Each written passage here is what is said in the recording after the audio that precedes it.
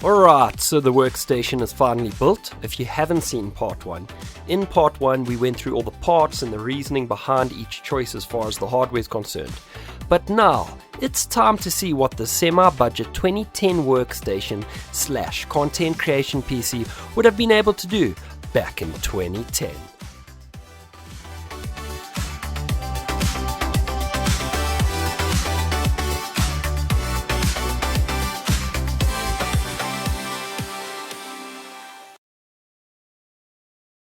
So, to keep things fair, I've run a mix of synthetic benchmarks, real games from that era as well, and a rendering test that shows off both the CPU-only performance and what happens when you enable NVIDIA's CUDA acceleration. With that said, let's jump into the benchmarks. Starting with Cinebench 11.5, so the Q9400 seems to hold its own, scoring 3.2 in the multi-core benchmark and 0.82 in the single-core benchmark.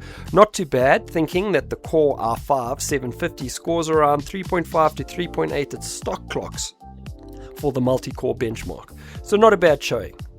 Now for Cinebench R15, the Q9400 scores 281 for multi-core and 79 for single-core. So these results are not groundbreaking, but remember, this was mid-range silicon in 2010, and these scores weren't bad for back then. Moving on to games, starting with Crisis from 2007, looking at the resolution of 1280 by 1024 with the high preset with no anti-aliasing, we came in with an average frame rate of 29 with a max of 35 and a minimum of 15. Moving on now to 1440 by 900, quite a, popular resolution for back in 2007 with the medium preset with no anti-aliasing. We got an average of 42, a max of 61 and a minimum of 33. I've also included 2 other PC configurations there as well. Looking now at Crisis 2 from 2011 with the graphics preset of Gamer. Starting with the resolution of 1280 by 1024, we got an average of 60, a max of 81 and a minimum of 45. Moving on to 1080p, we got an average of 33 with a maximum of 40 and a minimum of 26. Looking at Dragon Age Origins from 2009 with the high preset with anti-aliasing at 2 times, high as hell. We start with the 1280 by 1024 resolution. We came in with an average for that resolution of 62 with a max of 78 and a minimum of 52. Now looking at 1080p, we came in with an average of 50, a max of 57 and a minimum of 35. Looking at Far Cry 2 from 2008, starting at 1280 by 1024 with the medium preset with no anti-aliasing, we got an average frame rate of 56, a max of 77 and a minimum of 36. Now moving on to 1440 by 900, at high with the high preset with no anti-aliasing, we got an average of 81, a max of 109 and a minimum of 60. Taking a look at Mass Effect 2 from 2010, at 1080p, we got an average frame rate of 49 with a maximum of 61 and a minimum of 34. Moving on to Minecraft version 1.8 from 2014 with the fancy graphics preset with chunks set to 12, starting at 1080p, we got an average frame rate of 99 with a max of 203 and a minimum of 40. Moving on to PowerDirector V9, this is a 1080p 60 FPS video render. The video length was 1 minute and 10 seconds.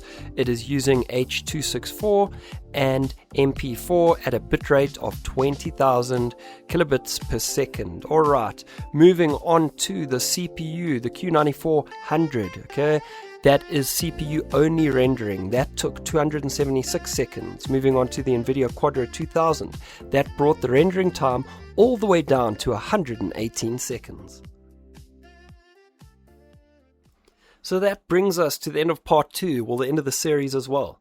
I guess what can we tell from all of this? For around $1,200 in 2010, you could build a workstation that handles content creation, software development, and even some gaming without breaking the bank. It wasn't flashy, but number one, it was reliable, and with CUDA support, it punched way above its weight, specifically in those more workstation type tasks.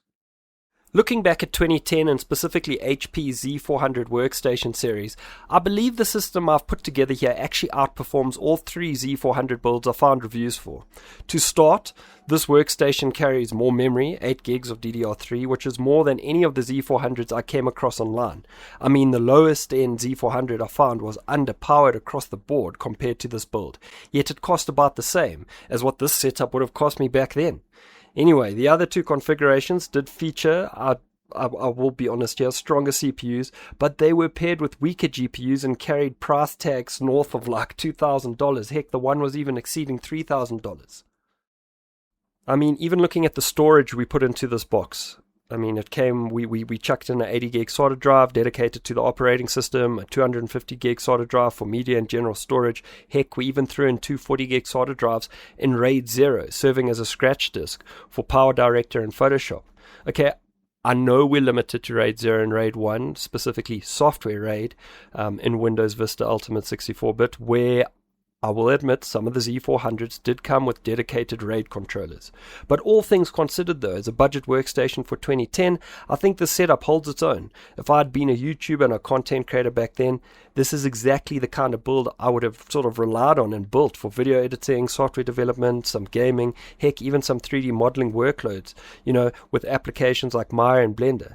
Anyway, if you've enjoyed this video and the series, don't forget to subscribe. Give us a thumbs up, and hopefully we'll see you on the next one.